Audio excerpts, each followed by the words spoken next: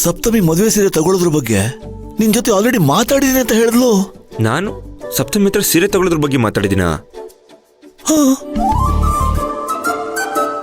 ಅಯ್ಯಯ್ಯೋ, ನೆನಪಿಗೆ ಬರ್ತಿಲ್ವಲ್ಲ. ನಿಶ್ಚಿತಾರ್ಥಕ್ಕೆ ಬರೀ 7,000 ರೂಪಾಯಿ ಸೀರೆ ಯಾಕೆ ತಗೊಂಡ್ರಿ ಅಂತ ಸಪ್ತಮಿ ಕೇಳಿದ್ದಕ್ಕೆ ಬರೀ 7,000 ರೂಪಾಯಿ ಸೀರೆ ಏನು ಮದುವೆಗೆ 7 ಲಕ್ಷ ಸೀರೆ ಕೊಡಿಸ್ತೀನಿ ಅಂದಂತೆ.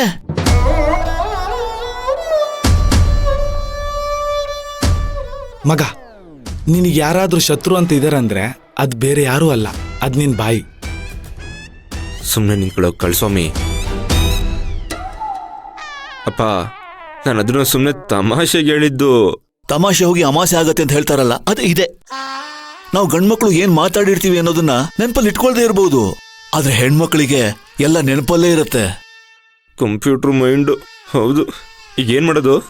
ಸಪ್ತಮಿ ಎಷ್ಟು ಕಾಸ್ಟ್ಲಿ ಸೀರೆ ತಗೋತಾಳೆ ಅನ್ನೋದು ನನಗೂ ಗೊತ್ತಿಲ್ಲ ಕಣೋ.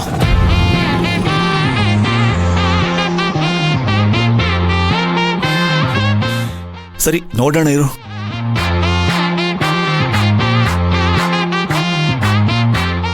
ಮಗ, ಏನೋ ಮಾಡ್ತೀಯ ಈಗ? ನಸೀಬ್ ಗುಂಡನ್ ತರ ಇದ್ರೆ ಪಾಂಡೋದ್ರು ಏನ್ ಮಾಡೋದಿಕ್ಕಾಗುತ್ತೆ?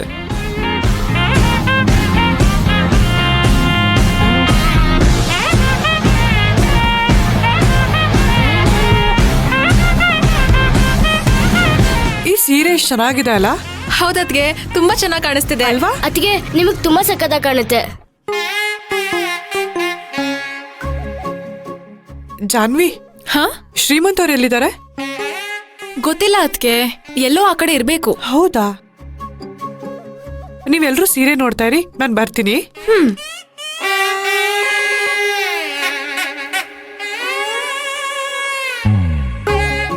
ಲೋ, ಯಾಕೋ ನಾವು ಶಾಪಿಗೆ ಬಂದಿರೋ ಟೈಮಿಗೆ ಸಿರಲ್ಲ ಅನ್ಸುತ್ತೆ. ಲೋ, ಶಾಪ್ ಕ್ಲೋಸ್ ಮಾಡ್ಕೊ ವಾಪಸ್ ಹೋಗ್ಬಿಡೋಣ ಬಾರ. ಮಗ, ಸಪ್ತಮಿ ಸಿಸ್ಟರ್ ಬರ್ತಿದ್ದಾರೆ.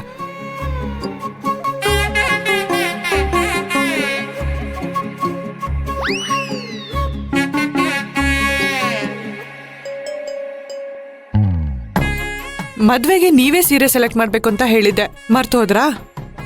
ಏ, ಮರ್ತಿಲ್ಲ. ಸೀರೆಗಳನ್ನೆಲ್ಲ ಹೆಣ್ಮಕ್ಳೇ ಸೆಲೆಕ್ಟ್ ಮಾಡಬೇಕು.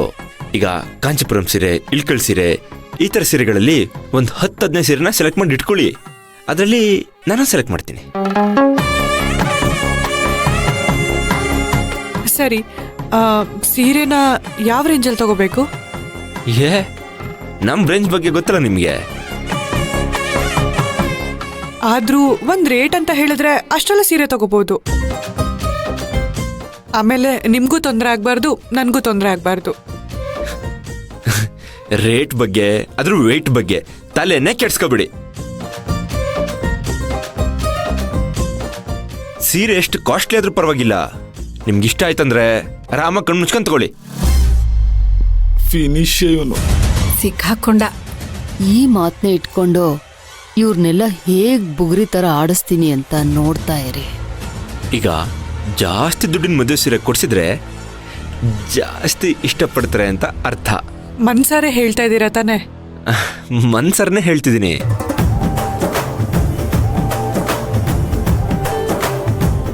ಇದು ನಮ್ಮ ಲೈಫಲ್ಲಿ ಅಳಿದೆ ಉಳಿಸ್ಕೊಳ್ಳೋ ಸ್ವೀಟ್ ಮೆಮೊರೀಸಲ್ಲಿ ಒಂದಾಗಿರುತ್ತೆ. ಅಂದಮೇಲೆ ದುಡ್ಡಿನ ಮುಖ ನೋಡೋದಕ್ಕಾಗುತ್ತಾ? ಸರಿ, ನಾನು ಸೀರೆ ಸೆಲೆಕ್ಟ್ ಮಾಡ್ತಿರ್ತೀನಿ. ಹಾ.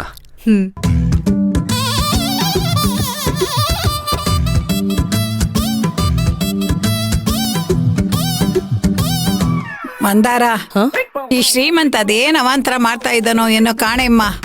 ಅಲ್ಲ, ನಿಶ್ಚಿತಾರ್ಥಕ್ಕೆ 700 ರೂಪಾಯಿ ಸೀರೆ ತಗೊಂಡ್ಬಂದ್ಬಿಟ್ಟು 7,000 ರೂಪಾಯಿ ಹೇಳು ಅಂತ ಹೇಳ್ಬಿಟ್ಟ. ಈಗ ನೋಡಿದ್ರೆ ಮದ್ವೆಗೆ ಅದೆಷ್ಟು ಕಾಸ್ಟ್ಲಿ ಆದ್ರೂ ಪರವಾಗಿಲ್ಲ, ಸೀರೆ ತಗೋ ಅಂತ ಹೇಳ್ತಾ ಇದ್ದಾನೆ. ಅದೇನ್ ಮಾಡ್ತಾನೋ ಏನೋ. ಅತ್ತೆ, ಸಪ್ತಮಿ ಸೆಲೆಕ್ಟ್ ಮಾಡೋ ಸೀರೆ ಎಷ್ಟೇ ಕಾಸ್ಟ್ಲಿ ಆದ್ರೂ ಪರವಾಗಿಲ್ಲ. ಒಂದ್ ವೇಳೆ ಶ್ರೀಮಂತು ಕೊಡ್ಲಿಲ್ಲ ಅಂದ್ರೆ ನಾನ್ ಅದನ್ ಕೊಡ್ತೀನಿ. ಭಾವನ್ಗೆ ನಾನ್ ತಂದಿರೋ ಕಾರ್ಡ್ ಕೊಟ್ಟು ಪೇ ಮಾಡಕ್ ಹೇಳಿ. ಆ ಕಡೆ ಎಲ್ಲ ಈ ಕಡೆ ಬಾ. ಅಬ್ಬಾ, ಈಗ ಹೋದ್ ಜೀವ ಬಂದಾಗಾಯ್ತು ಕಣೆ. ನಡಿ, ಅವರೆಲ್ಲ ಸೀರೆ ಸೆಲೆಕ್ಟ್ ಮಾಡ್ತಾ ಇದ್ದಾರೆ, ನಾವು ಹೋಗಿ ನೋಡೋಣ.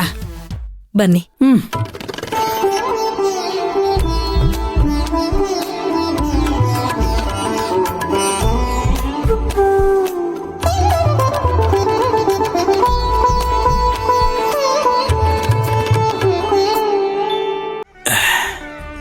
ನಾಗರಾಜ ಬಾಯ್ಲಿ.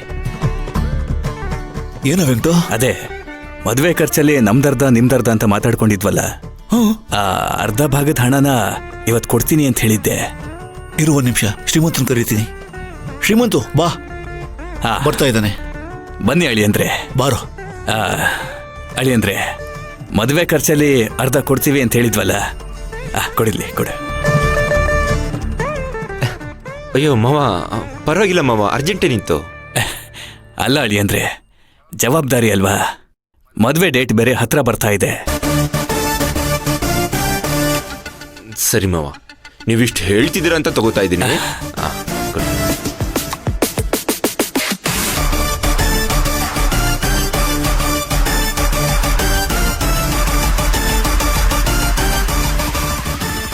ಅಳಿಯಂದ್ರೆ, ಈ ಕಲ್ಯಾಣ ಮಂಟಪಕ್ಕೆ, ಕ್ಯಾಟ್ರಿಂಗ್ಗೆ, ಈವೆಂಟ್ಗೆ ಎಲ್ಲ ಸೇರಿಸಿ ಒಂದು 7 ಲಕ್ಷ ರೂಪಾಯಿ ಖರ್ಚಾಗ್ತದೆ. ಅದರಲ್ಲಿ 8 ಲಕ್ಷ ರೂಪಾಯಿ ಇದೆ. ಆದ್ರೆ ಈ ಮದುವೆ ಖರ್ಚು ಅದು ಇದು ಅಂತ ಗೊತ್ತಾಗೋದಿಲ್ವಲ್ಲ, ಅದಕ್ಕೆ 1 ಲಕ್ಷ ಹೆಚ್ಚಿಗೆನೇ ಇದೆ. ಎಲ್ಲ ನೀವೇ ಮುಂದೆ ನಿಂತು ನೋಡ್ಕೋಬೇಕು ಅಳಿಯಂದ್ರೆ. ಏನಾದ್ರೂ ಇತ್ತು ಅಂದ್ರೆ ನನ್ಗೆ ಹೇಳಿ, ನಾನು ನೋಡ್ಕೋತೀನಿ. ಸರಿ ಮಾವ, ನೀವು ಹೇಳ್ದಂಗೆ ಮಾಡ್ತೀನಿ.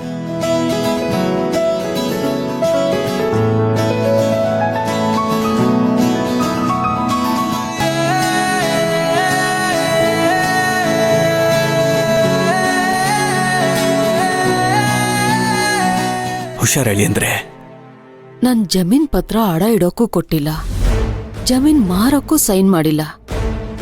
8 ಲಕ್ಷ ರೂಪಾಯಿ ಇವ್ರ ಹತ್ರ ಹೇಗ್ ಬಂತು? ನನ್ನ ಹತ್ರ ಇದ್ರ ಬಗ್ಗೆ ಮಾತಾಡಿಲ್ವಲ್ಲ.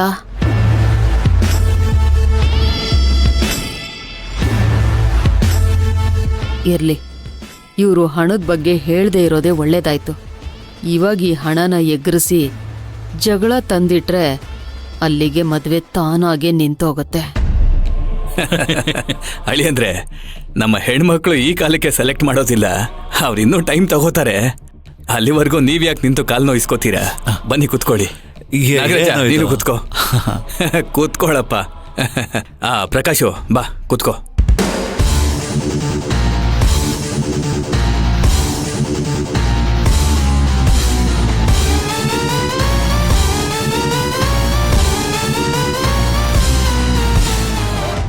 ರಾಣಿ, 1 ನಿಮಿಷ ನಿನ್ ಜೊತೆ ಮಾತಾಡ್ಬೇಕು. ಬಾ ನನ್ ಜೊತೆ.